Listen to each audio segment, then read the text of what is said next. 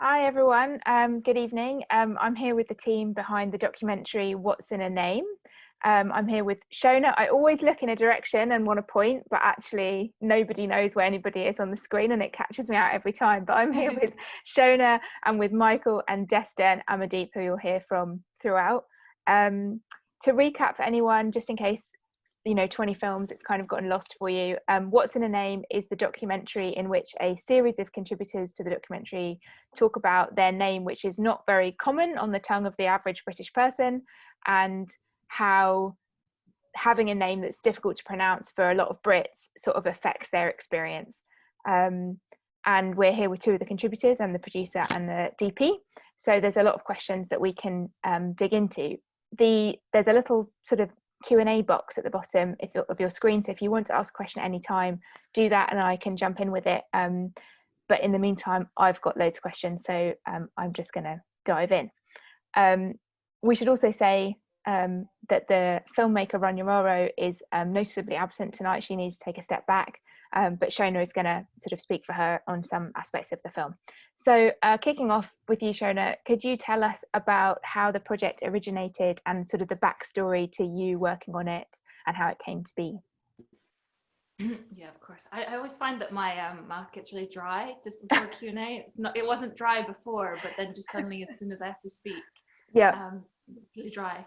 But yeah, I don't really want to speak too much on Runyararo's behalf because I think that like the reason for this film, it did originate with her, and it really is her baby. But I want to talk a bit more about like when she pitched it to me and why I wanted to be involved. And from like I just received this phone call in like September last year, and she was like, "Hey," and I was like, "Hi," and she was like, "Do you want to work together?" And I was like, "Yeah." And she basically told me that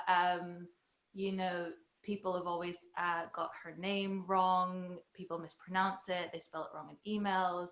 And like because my name's also has an odd spelling, I could relate to some of those problems, but I didn't have the additional barrier of coming from a background where that can be used against you.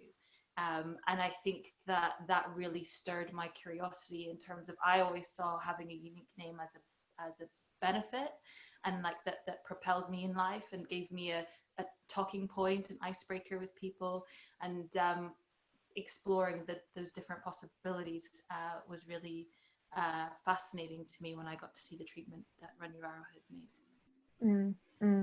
And can you, I mean, Michael, you can chime in here as well, but the film has such a strong aesthetic. So many strong aesthetic decisions have been made. At what point was Runyararo coming to you saying like this is how it's going to look, or did that sort of evolve over time?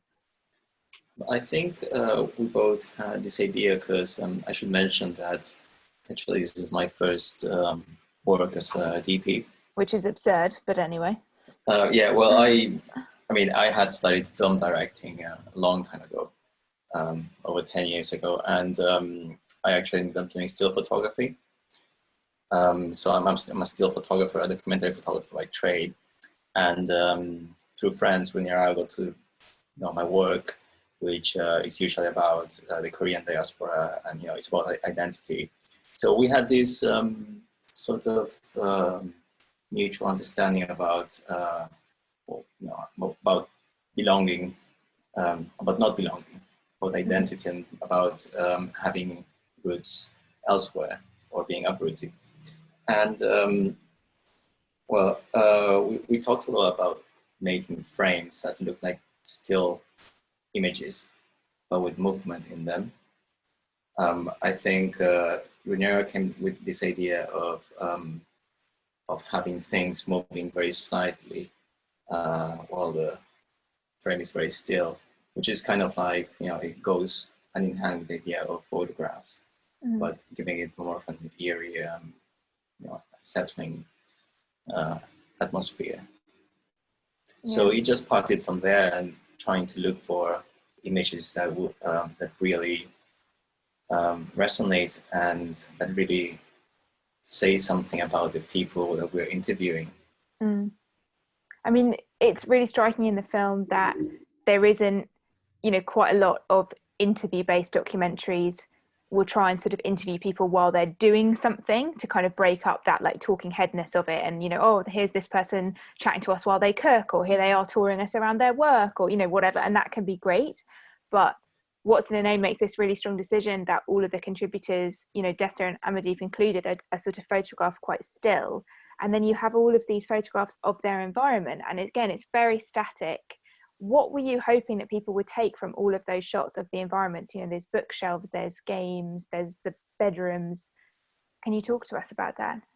Well, yeah, I think, as I mentioned, like there was a conscious decision to portray the people we're interviewing in this frame. So, it was not a purely aesthetic decision.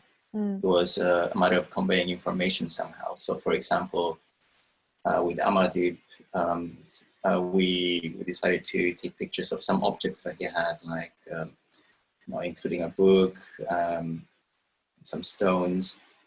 With Desta, we included, of course, that shot in the dark where the poem is read, that was written by Desta's father. And all of these things, they say something about the people. It's the same thing with their names. Their names have meaning. It's a part of their identity, as well as everything that's in the frame. Before we came on, I asked if we could talk about how the things moving work. So just for anyone who hasn't seen the film, I feel like I want to explain this because it's so weird but so effective. So in these still frames, the team have achieved that one tiny aspect. So let's say it's a bookshelf. A book will just sort of slowly just slide out of its place. And it just looks so unusual. But even though I'm a filmmaker, it was completely beyond me how it was achieved. So Siona is now going to give us a play-by-play of how we can do this for our own entertainment. So we visited everyone's places twice. The first time was for the interview, and Michael came along as well. So we did some test stuff just to see what kind of content we wanted. And Runyararo had been thinking about this idea from the very beginning. And our art director brought some string, do you know what type of string was it, Michael? It's like fishing wire. Yeah. Fishing wire. Yeah. And was pulling it, and we framed it so that in most of them there isn't any paint out. It's just the lighting is in the shadows and you can't see the glint of the fishing wire. Yeah. But in some of the shots, we just did some minor paintwork. Okay, simple as that. Frame. Right, yeah, it's very, very effective.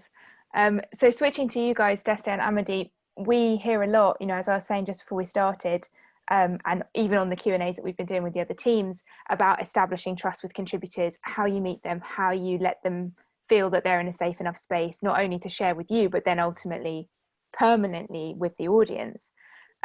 Starting with you, Desta, could you both talk about how Runyararo, how she established that relationship with you, and what it's like being interviewed by her? Why is she good at it? I think it was just online on Facebook somewhere. I saw the post, and then we had a few emails, but I think it must have been early last year. And yeah, I was interested in it because, the reasons you see in the film, and also I was interested in documentary making. I wanted to learn more about it as well. And I just thought it sounded like an interesting project. And I think any project happening in London at the moment to kind of fight the wave of ignorance and hatred that's also been happening in the past couple of years, I wanted to be part of. And then the whole team was super nice and informed me ahead of time and super professional and super, it was just really nice watching them work. And I was in, my London life was super hectic and running. I think I was running out the door and I had to go to work, and then I just left them in my house by themselves. Yeah, I just had a good feeling about the whole team. Everyone was really nice. I was like, these people are cool. Just yeah. And then they asked, what I didn't want filmed, or Yeah. so, yeah, just like the topic and the people, and yeah, I think also to kind of capture a moment in time as well is really nice. Like, as we've seen in the past 3 months, life can just be completely turned upside down. So it was an honor to be picked. I'm sure there were tons of people who wanted to, share the stories or get involved in conversation. So it was just a nice opportunity. I'm glad. Thank you guys. Nice to Runyararo, and she's really, very calm and very thoughtful, and everybody was really thoughtful and asking questions, and yeah, they're just nice team. It seemed as if they'd been working together forever, but I think they'd only, met each other quite recently. Or it was the first time there was a few people, like 5 people the first time, but yeah, lots of reasons. And I think, watching it, it's something that you can definitely rewatch easily. Yeah, it's true. And for you, Amardeep? Yeah, I probably echo quite a lot of what Desta was saying. I think I also saw a call out on Facebook, and I didn't know Runyararo, but I responded to it, and this was a while back now, and it was really interesting because at that stage my main thoughts about getting engaged with this were coming from like a very white space, a very white school in a white area, quite a white university despite being in London. And that was the only context in which I'd kind of thought about this. And between that first contact and actually meeting the team, things like job applications and like workplace discrimination, learning the language of microaggressions, like it was definitely like something that was more in my mind. And I think there were definitely developments in my life that made it more relevant as well. I think by the time I spoke to Runyararo and the team, I kind of felt like I knew them already a bit, just because we've been in contact for quite a while. And at every stage she was checking in and being like, if you don't feel comfortable, let me know. Is it okay if we talk about this? And I really, really valued that. Again, when the team came to my house, there seemed to be such a kind of like easy sense of being with each other and working together. Like it felt like I'd never really been in that kind of a situation before, but everyone really put me at ease.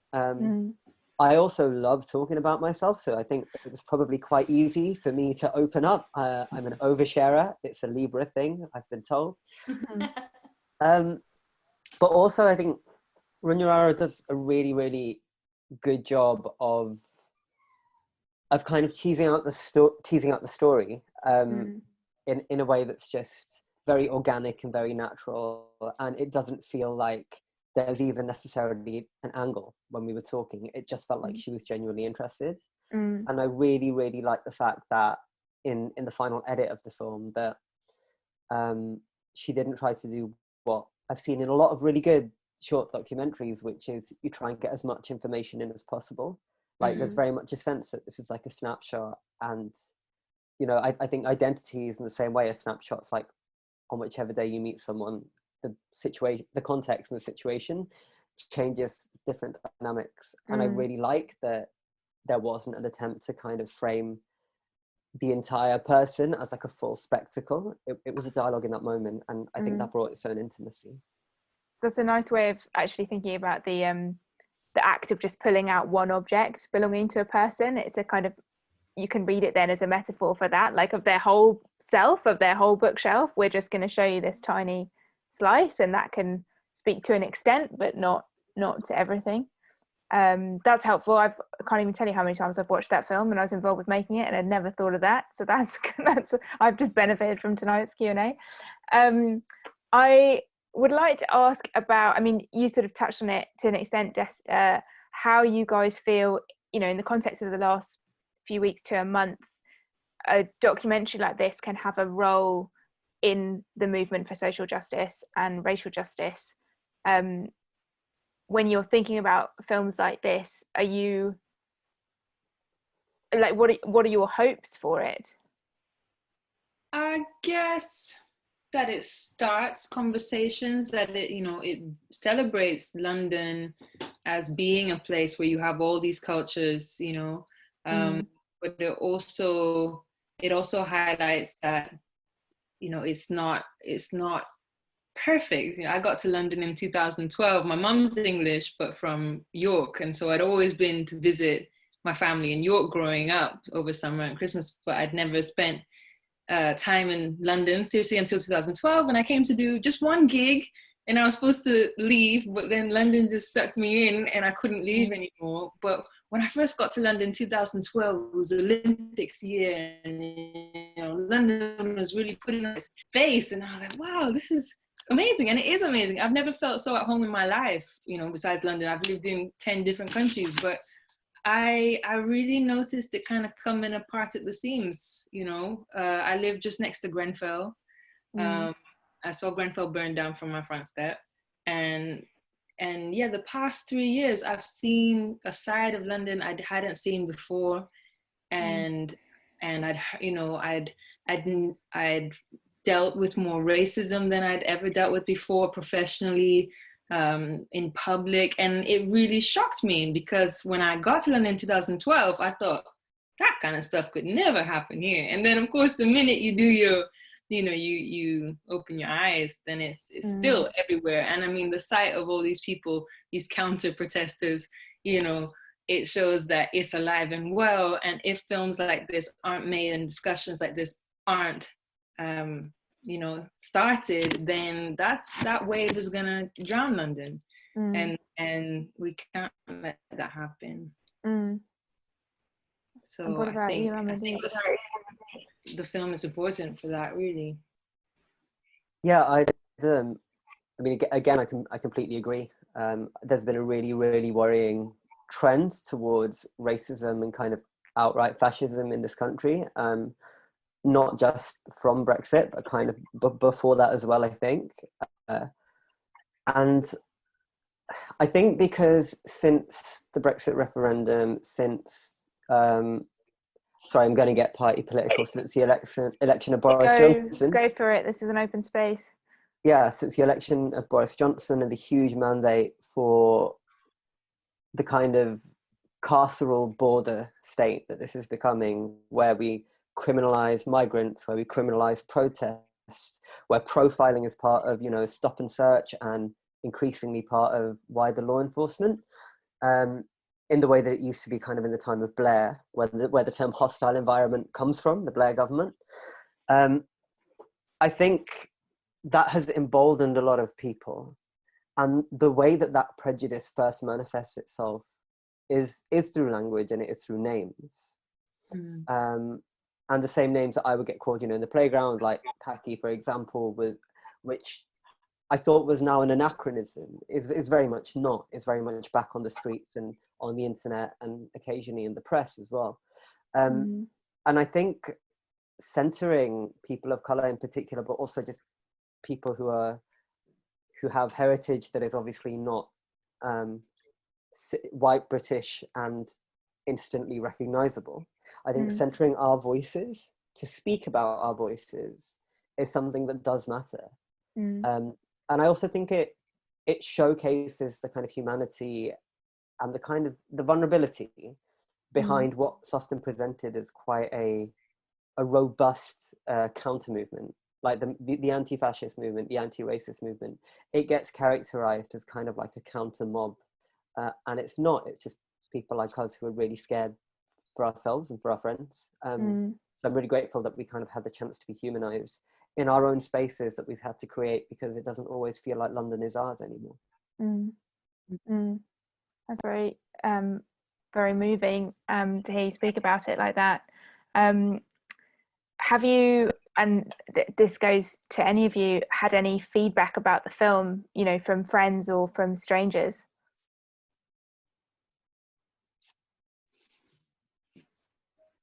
Yes, most of what I've heard has all been really positive.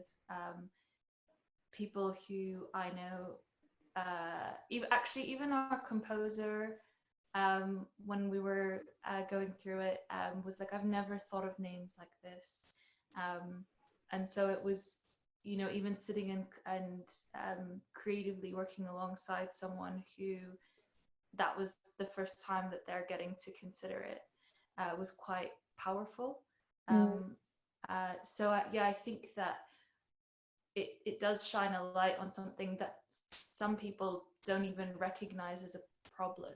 You know, they don't recognize that where it is the most basic part of who we are. And if you can't get that right, how much do you really care? And so yeah, it's difficult to take in for people who don't recognize that as a problem, but it's an important part of it. But mostly, I mean, actually completely, I've only had positive responses to that, where people have been like, oh, I never thought of it this way, and that's something new for me to go and think about and take away from this experience. I don't know if anyone else has had the same. Yeah, I think that this is something, you know, like all of you said, a lot of people don't think about it, and if you get offended by someone misspelling your name or making fun of your name, they will just silence you, and you know, they would say that you cannot take a joke or something like that. And I think it's great that we give people space and the time to explain what this means to them. And I think the film's part of the film's success, and it goes from, you know, choosing such a mix of contributors right through to the way that the film is photographed. It is so quiet.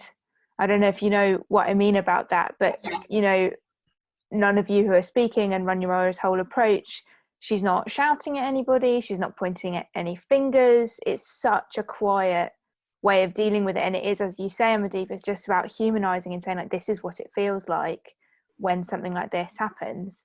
And I think as a result, like, all the feedback that we've got back from it has just been like, that was fascinating. It was, you know, it was such an insight, and it means that people can watch it and really meet people, you know, rather than a sort of like mad rush through being like, this is how you actually say that, you know. It's like, this is the person and this is why it matters.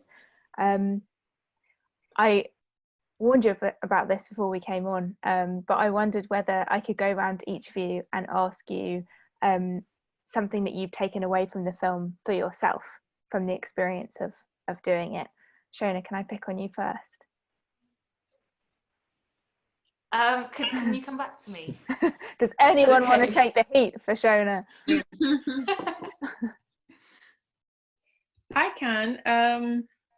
I think it's yeah, say yes to things. I mean, I'd never been in a documentary before. I didn't know Runyararo. I didn't particularly have any free time at the when we were filming. I had some awful neighbors move in, and like they were destroying their downstairs flat, and it was super stressful. and yeah, but I still just kind of said yes, and it was such a nice experience. I met such inspiring people, and I think, you know, what they've made is so special too. So yeah, say yes. That's a lovely lesson. You ready, Siona? Yeah. Rather than a lesson, I think I'd rather express gratitude. I do think that being welcomed into all of these wonderful people's homes and lives, and the reality of their environment was just, it was colorful. It, you know, with Poonam, for example, her mum cooked for us, and we were just sitting down. How it was beautiful food, and you know, there was just so many different, really unique interactions we had with each contributor, and it was wholehearted participation. Everyone was so flexible, and everyone was so generous with their time and with their energy and with their homes. And I think I'm just grateful that we were so lucky to have participants that were so willing to be involved and help us capture the story and present it in the way that we did. So that's what I would like to say. Lovely. Anyone else? I'll go. Yes, go for it. Yeah, I mean, for a start, I learned that like I should definitely leave a note to myself to take down the poster of Cara Delevingne from my bedroom wall before I let photographers in for a documentary. Good note. Good note. Yeah. No, on a serious note, I think one thing I took away from it is what it means to do a really collaborative process, a really collaborative creative process, that kind of blurs the boundaries of the kind of subject and the artists that are capturing it. I found the kind of the ease and the kind of fluidity of that whole process really, really interesting. And it's definitely kind of informed projects that I've been working on since. But I also learned that even though this was something that I have experienced and I thought that I knew about, and I thought about quite a lot, it really did make me reflect and think, okay, I just got like my first break, for example, just before the shoot, as a journalist, my first like proper one. And I looked and I was like, why didn't I send my full name in?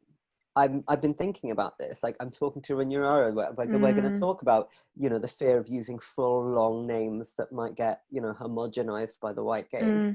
And I'd still gone ahead and done it because it's just second nature, that kind of assimilation that you get programmed into. So, yeah, I think it taught me that, and especially from seeing the film, like other people's perspectives, like really, really educate you about yourself. Yeah, well, that's a lovely thing to have come out of it, that you didn't just, you know, do the work educating everybody else, which shouldn't even be your job, but you actually got something out of it is great. Michael, can I give you the last word? You can also pass. Yeah. That's fine. No, yeah, I thought one interesting thing I got while working on this was that I realized I'm not from the UK. I'm originally from Argentina. And so my experience is completely different because my name is quite Western, although it's in English and, you know, they speak Spanish in Argentina, so but that's never been a big issue because it's a very common name. And when I came here, I realized I lived a very sheltered life because I went to uni here. You know, everyone was like super progressive. I never faced any. I don't think I faced any racism myself here, but I realized it's because I've been living in a bubble basically, and hearing the experiences of people who lived here their whole lives, and who are not necessarily in creative industries that, you know, may tend to be more open-minded. Yeah, I thought it was really interesting because I always thought, oh, you know, it's so much more progressive here, but that's not really the case, and especially now we know that it's not the case. So that was like quite a surprise for me.